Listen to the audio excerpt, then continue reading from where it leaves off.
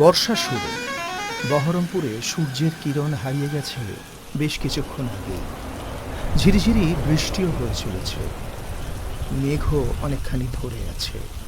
কে জানে কখন গোটা গ্রাম আবার ভাসিয়ে দেয়। কোলা ব্যাঙের কিচমিচ শব্দ চারিদিক থেকে ভেসে আসছে। রাতের শেষ বাস এসে থামল বহরমপুরের বাস স্ট্যান্ডে। তো আমি তখন থেকে যে হাঁক মেরে বলে দিলাম বহরমপুর আসছে, নিন নিন নিন, এবার নামুন তো তাড়াতাড়ি, এখনো অনেকটা রাস্তা বাকি আছে। রাতের চট শেষ জলদি বাসটি নামুন। তীব্র একটি হর্ন দিতে দিতে গন্তব্যের দিকে এগিয়ে চলল। বাস থেকে নেমে আসলো অয়ন। অয়ন শহরের ছেলে, কিন্তু গ্রাম তার ছোটবেলা থেকেই প্রিয়। কারণ ছোট থেকে সে মামার বাড়িতে এই গ্রামে মানে বহরমপুরে থেকেই বড় হয়েছে। আজ সে আবারও মামার বাড়ি যাবার উদ্দেশ্যে দাঁড়িয়ে রয়েছে।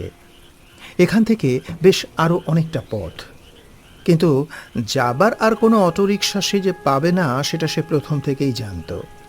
তাই ভেবেছিল, ঠিক আছে, কিছুটা তো পথ হেঁটেই নয় পার করে দেব। তাই সে হাঁটা লাগিয়েছে মামার বাড়ির উদ্দেশ্যে। চারিদিক নিস্তব্ধ। রাস্তায় মানুষজন বলতে কাউকেই তার নজরে পড়ল না।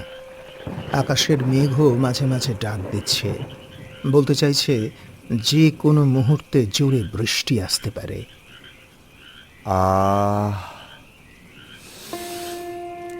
কি সুন্দর এই গ্রামের মাটির সুগন্ধ। এই জিনিসটাই তো আমি এতদিন থেকে হারাচ্ছিলাম। মনে প্রাণে আমি যে কতটা ভালোবাসি গ্রামকে, সেটা বাড়ির লোককে আর বুঝিয়ে পারবো না। আর আমার বাড়ির লোক কিনা আমাকে কোথাও ছাড়তেই চায় না। এত বড় হয়ে গেছি, এখনো যে কিসের ভয়। আজ প্রমাণ করে দেব। মামা বাড়িতে পৌঁছেই মাকে একটা কল করে জানিয়ে দেবো আমি এখন অনেক বড় হয়ে গেছি, এত ভয় পাওয়ার আর কিচ্ছু নেই। সময় এখন বলছে রাত 10টা, কিন্তু গ্রামের ক্ষেত্রে পুরোটাই উল্টো। কারণ সে প্রথম থেকেই জানে গ্রামের মানুষজনের ক্ষেত্রে এখন রাত 2টো। এইভাবে বেশ কিছুটা হেঁটে যাবার পরে তার নজরে পড়ল একটি গুমটি দোকান। হ্যারিকেনের আলো টিম টিম করে জ্বলছে। তার পাশেই বসে রয়েছে এক ভদ্রলোক। কি ব্যাপার? এত রাতে তো এই গ্রাম পুরোপুরি নিস্তব্ধ হয়ে যায়, আর এখনো কিনা দোকান খোলা। হ্যাঁ, হতে পারে আজ বন্ধ করতে অনেকটা দেরি করে দিয়েছে। না, এগিয়ে যাই, গিয়ে বরঞ্চ ওনাদেরকে জিজ্ঞাসা করি আর কতটা পথ বাকি। বেশ অনেকটা বছর মামার বাড়িতে আসেনি অয়ন। গ্রামের অনেক কিছুই পরিবর্তন হয়ে গেছে।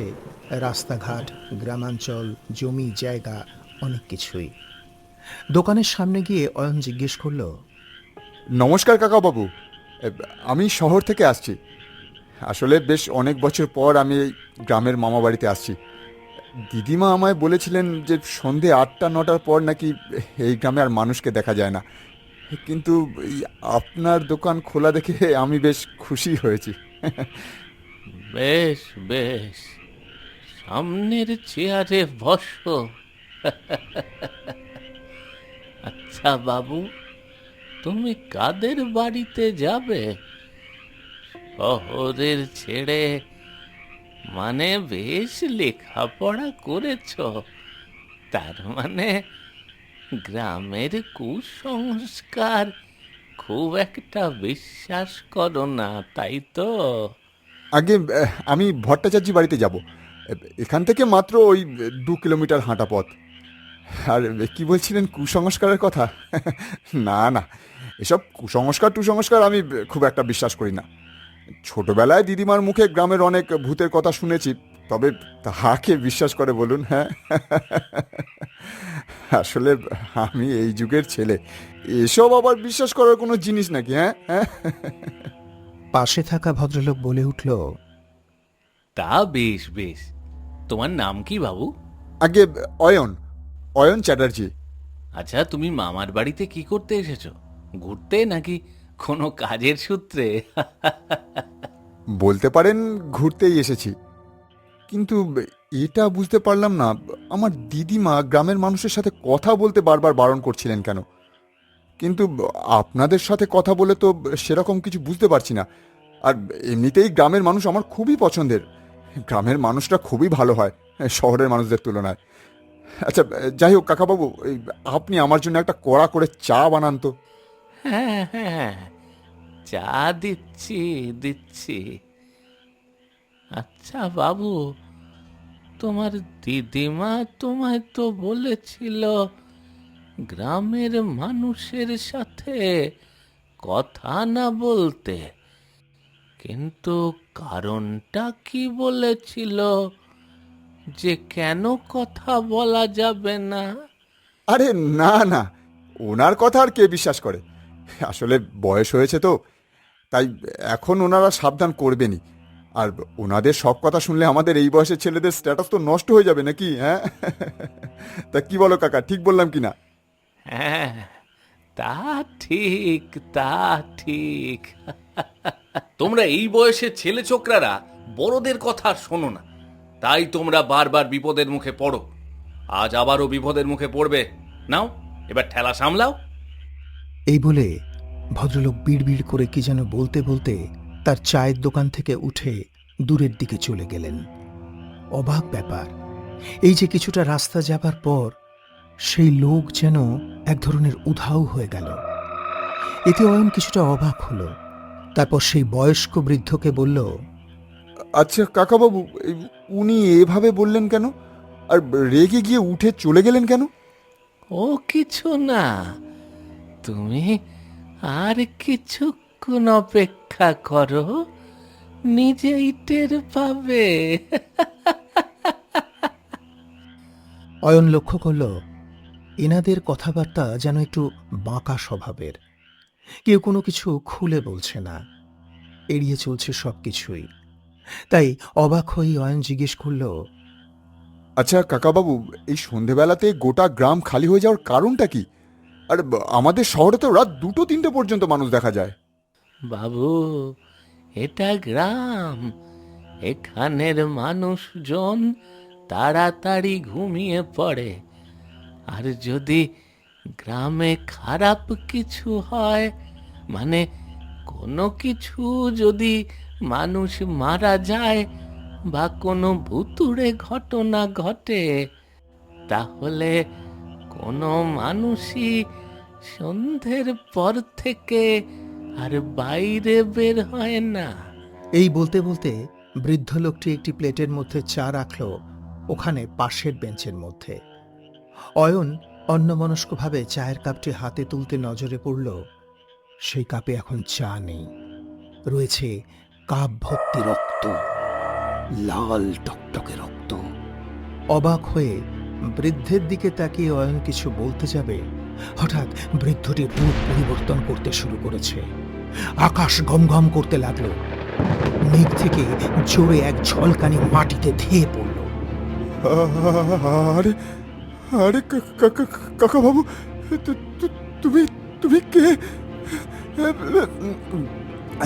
তুমি তুমি তো তুমি তো মানুষ না। কি তোমার তোমার পরিবর্তন কি করে হলো? আর তোমার তোমার চোখ দুটো ওইভাবে জ্বলে উঠলো কেন? কাকাবাবু। অয়নের নজরে পড়ল সেই বৃদ্ধের মুখে একটা মুচকি হাসি, ঠোঁটের কোন দিক থেকে রক্ত ভেসে আসছে। চারিপাশ থেকে কেমন যেন একটা পোড়া গন্ধ আসতে লাগলো। কাকা কাকা, কে কে কে তুমি কে? আর এই এই তীব্র পচা গন্ধ, এই তীব্র পচা গন্ধটাই কোথা থেকে বের হচ্ছে?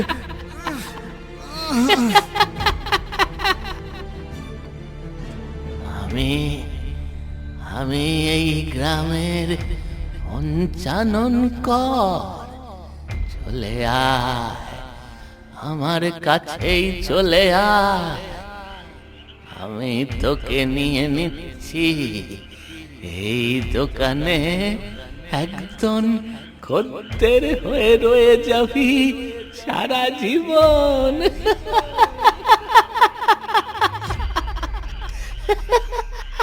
অয়ন বুঝতে পারল এটা কোনো মানুষ না, আজ সে কোন ভূতের পাল্লায় পড়েছে। তাই চায়ের কাপ ফেলে দৌড় লাগালো মামা বাড়ির দিকে। এইভাবে হাঁপাতে হাঁপাতে বেশ কিছুটা রাস্তা ফেলে আসার পর সে লক্ষ্য করল একটি বাড়ির কাছে দুজন লোক দাঁড়িয়ে রয়েছে। দাঁড়িয়ে তাদেরকে জিজ্ঞেস করল, আচ্ছা আচ্ছা দাদা, দাদা বলছিলাম আর কতটা রাস্তা বাকি বলতে পারেন? ওই ওই ওই ভট্টাচার্য দোতলা মহল বাড়ি যেতে। হ্যাঁ, এই তো আর কিছুটা রাস্তা দূরেই, সামনের মোড়ের মাথা পার করলে তারপরেই ভট্টাচার্যের বাড়ির দোতলা মহল বড় বাড়ি। কিন্তু ভাইয়া, তুমি এত হাঁপাচ্ছ কেন বলো তো? আর এত রাত্রে কোথা থেকেই বা আসছো? আগে আগে আমি শহর থেকে আসছি। ওই ওই ভট্টাচার্যের বাড়ির কর্তা আমার দাদু। কিন্তু কিন্তু বাস স্ট্যান্ড থেকে কিছুটা এগিয়ে আসার পর দেখলাম একটা গুমটি চায়ের দোকান। সেখানে এক বৃদ্ধ চা বিক্রি করছিলেন। তারপর হঠাৎ দেখি ওনার রূপের পরিবর্তন হয়ে গেল। আমি না ঠিক মানেটা বুঝতে পারলাম না, তাই দৌড়িয়ে চলে এলাম। হ্যাঁ, এ কি বলছো? মানে ওই গাছের গোড়ার পাশে যে চায়ের দোকানটা, তাই তো? আগে আগে হ্যাঁ হ্যাঁ, ঠিক তাই। আরে ওই দোকান তো 5 দিন আগে জ্বলে পুড়ে ছাই হয়ে গিয়েছিল। ওই বৃদ্ধের একটা ছোট্ট ভুলের জন্য কয়েক সেকেন্ডের মধ্যে গোটা দোকানটা একেবারে জ্বলে গিয়েছিল। কেন? কি হয়েছিল ওখানে? আর বলো না, ওই বৃদ্ধ বিড়ি ধরিয়ে সেই আগুনের ছাই ভুলবশত ছুঁড়ে দিয়েছিল দোকানের দিকে। ব্যাস, সেই আগুন থেকে গোটা দোকান সাথে ওই বৃদ্ধ জ্বলে পুড়ে ছাই হয়ে গেল কয়েক মুহূর্তের মধ্যেই। যখন গ্রামের মানুষ সেখানে পৌঁছলো, না বাঁচানো গেল বৃদ্ধকে আর না দোকানটাকে। কিন্তু হ্যাঁ, আজ তুমি ঘুরে আশীর্বাদে আচ্ছা বেঁচান বেঁচে গেছো। কারণ কয়েকদিন থেকে খবর পাওয়া যাচ্ছে ওই বৃদ্ধ দোকানের সামনে অনেক মানুষকেই নিজের কাছে টেনে নিয়েছে। প্রত্যেক দিন সকালেই কারো না কারো মৃতদেহ ওই পোড়া দোকানের কাছে পাওয়া যেত। যাও যাও যাও, তুমি আর দেরি না করে তোমার মামার বাড়িতে যাও, নইলে ওই বৃদ্ধ আবার তোমার পিছু করতে পারে। শিগগির যাও। আচ্ছা আচ্ছা, অনেক ধন্যবাদ। আমি যাই তাহলে। হ্যাঁ। আর কোনো কথা না বাড়িয়ে অয়ন মামা বাড়ির উদ্দেশ্যে দ্রুত হাঁটা লাগালো। বৃষ্টি এখন বেশ জোরে পড়তে শুরু করলো। এই যাত্রায় অয়ন হয়তো বেঁচে গেল, কিন্তু কে জানে ওই বৃদ্ধ হয়তো আবার অয়নের পিছু নেবে।